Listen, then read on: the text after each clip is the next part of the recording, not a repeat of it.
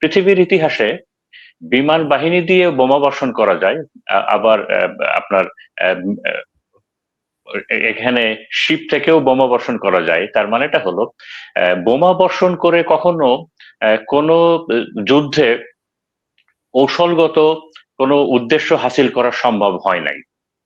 তার মানে এই যে মিসাইল যে যুদ্ধটা চলছে, যেটা আমেরিকা করছে, অথবা বিমান বাহিনী দিয়ে ইসরায়েল আমেরিকা যে অ্যাটাক গুলো করছে, এইটার মাধ্যমে যুদ্ধে জয়লাভ করা যায় না, কৌশলগত উদ্দেশ্য হাসিল করা যায় না, প্রচুর ধ্বংস সাধন করা যায়। এটা হলো একটা কথা। আর দ্বিতীয় কথাটা হলো যে আহ, একটা যুদ্ধ শুরুর আগে অনেক ধরনের হিসাব কিতাব থাকে। এবার যুদ্ধটা শুরু হয়ে গেলে প্রত্যেকটা যুদ্ধেরই একটা নিজস্ব মোমেন্টাম আছে এবং একটা নিজস্ব লজিক আছে। আহ, এই মোমেন্টাম এবং এই লজিকে একটা যুদ্ধ অনেক দূর তার নিজস্ব নিয়মে এসকালেট করে এবং এমন একটা পর্যায়ে চলে যায় অনেক সময় যখন আর ফেরত আসা যায় না। যেমন আমি এক উদাহরণস্বরূপ যদি বলি, যে আমি আরেকজনের সাথে যুদ্ধ করছি, ঝগড়াঝাটি যাই করলাম না কেন, যখনই আমরা মারামারি শুরু করলাম, তো অনেকক্ষণ মারামারি যুদ্ধ করার পরে দেখলাম যে আমার শরীরেও অনেক ইনজুরি, তার শরীরেও অনেক ইনজুরি, আমার নিকটের কয়েকজন মারা গেছেন, তারও নিকটের কয়েকজন মারা গেছেন, বাড়ি ঘরের ক্ষয়ক্ষতি হয়েছে। তো তার মানেটা হলো তখন এই যুদ্ধ থেকে ফেরত আসা ডিফিকাল্ট হয়ে যায়, কারণ এর সাথে অনেক ইমোশন, তারপরে এর সাথে অনেক ইগো, তারপরে অনেক হিসাব কিতাব চলে আসে। তো আজকে আমি কেন এই প্রসঙ্গটা বললাম একটু পরে আমি এক্সপ্লেন করছি। যে আজকে আমেরিকার খুব প্রভাবশালী একটা ম্যাগাজিন ওয়াল স্ট্রিট জার্নাল, সেখানে খুব ডেলিভারেটলি কিছু কথা বলা হয়েছে, যে বিষয়টা আমাদের অনেক প্রশ্নের উত্তর আমরা সেখান থেকে পাচ্ছি। যেমন তারা বলছে, ওয়াল স্ট্রিট জার্নাল বলছে, এবং আমার কাছে এটা একটা অ্যাটম বোমের মতোই মনে হয়েছে তাদের এই এই খবরগুলো, যে তারা বলছে যে ট্রাম্প খুব তাড়াতাড়ি এই যুদ্ধটা শেষ করে দিতে চাচ্ছেন। ট্রাম্প খুব তাড়াতাড়ি এই যুদ্ধটা শেষ করে দিতে চাচ্ছেন, এবং ট্রাম্প আগে যেভাবে কমিট করেছিলেন যে 4 থেকে 6 সপ্তাহের ভিতরে হাইয়েস্ট উনি এটা শেষ করবেন, তো ট্রাম্প ওইটা চাচ্ছেন। কেন চাচ্ছেন এই বিষয়ে এক্সপার্টরা যেটা বলছেন সেটা হলো যে তারা একটা ভয় পাচ্ছেন যে ইরান হয়তো যে কোনো সময়ে তাদের নিউক্লিয়ার ক্যাপাবিলিটির ঘোষণাটা দিয়ে দিবে, এবং তারা বিশ্বাস করে যে ইরানের নিউক্লিয়ার ক্যাপাবিলিটি আছে। তারা বিশ্বাস করে এটা পূর্ণ মাত্রায় আসে। এবং তাদের লজিকটা কি? তাদের লজিকটা হলো এই নিউক্লিয়ার পারমাণবিক, বিশ্বের পারমাণবিক এই ক্ষমতাগুলো এগুলো নিয়ন্ত্রণ করে যে সংস্থাটা আছে IAEA, তাদের হিসাব মতো, যে সবাই জানে যে ইরানের যে ইউরেনিয়াম আছে, প্রায় 1/2 টন ইউরেনিয়াম আছে, প্রায় 500 কেজির কাছাকাছি, 460 কেজি প্লাস। তো যেটা দিয়ে প্রায় 11টার মতো আপনার পারমাণবিক বোমা বানানো যায়। তো সবাই জানে, সারা বিশ্ব জানে যে ইরান এই ইউরেনিয়াম 60% এনরিচ করেছে। তো পারমাণবিক বোমা বানাতে গেলে তো এনরিচমেন্ট লাগে 90% প্লাস। তো তারা বলছে যে এই 60% থেকে যে 90% প্লাস যে ইউরেনিয়াম এনরিচ করতে হবে, এটা খুব বিশাল ব্যাপার না, এটা হলো সামান্য কাজ। এবং এই কাজগুলো করা ইরানের জন্য কঠিন কোনো বিষয় ছিল না এতদিন। তার সাপোর্টিং এ তারা যে বিষয়গুলো বলছে, তার সাপোর্টিং এ তারা যেটা বলছে যে 2003 সালে ইরান কিছু টেস্ট করেছিল। ইরান কিছু গোপন জায়গায়, পাহাড়ের নিচে, মরুভূমিতে কিছু টেস্ট করেছিল, হালকা টেস্ট করেছিল। তো তারা বলছে যে এই যে টেস্টটা করেছিল, এইটা মেনলি এই নিউক্লিয়ার এই প্রজেক্টের, এই প্রোগ্রামের অংশ হিসাবে এই ডেটোনেটর কিভাবে, অথবা এই ট্রিগার মেকানিজম, এইগুলো তারা তখন ইনিশিয়াল ভাবে টেস্ট করেছিল, সে 2003 সালে, 23 বছর আগে।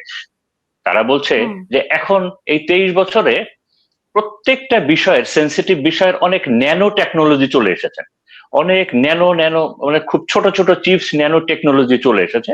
তো তারা ধারণা করছে যে ইরানের ছোট ছোট অনেক গ্রুপের কাছে তারা হয়তো এই নিউক্লিয়ারের এই ডেটোনেটর এবং এই আপনার এই যে ট্রিগার মেকানিজম অথবা এইসব জিনিসগুলা নিয়ে ঘুরছে, এবং ইরানের পাহাড়ের নিচে কি আছে এইটা তাদের কাছে এখনো একটা রহস্যময় একটা বিষয় আছে, যে মাটির উপরের ইরানের থেকে মাটির নিচে যে ইরানটা আছে, এবং এই ইরানটাকে তারা আসলে এখনো ওইভাবে রিড করতে পারে নাই, এই ভয়ের জায়গাটা আছে।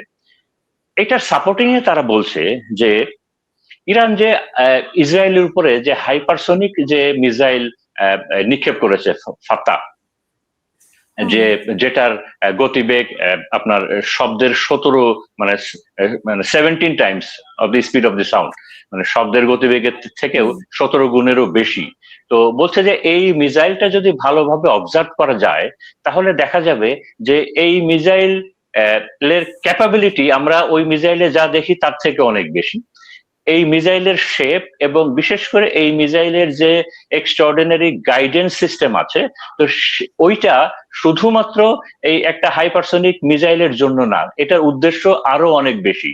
এবং ওই মিসাইলে মানে লোড ক্যারিং ক্যাপাবিলিটি আরো অনেক বেশি, যেটা এই মুহূর্তে ওই মিসাইল যে লোডটা ক্যারি করছে না। এবং ওই মিসাইলের সামনে একটা ওয়ারহেড বসিয়ে দেওয়া কোনো ব্যাপার না, এবং একটা ওয়ারহেড বসিয়ে দিলে ওই মিসাইলটা ইজিলি আপনার যেখানে নিক্ষেপ করতে চায় ইরান সেখানে নিক্ষেপ করতে পারবে।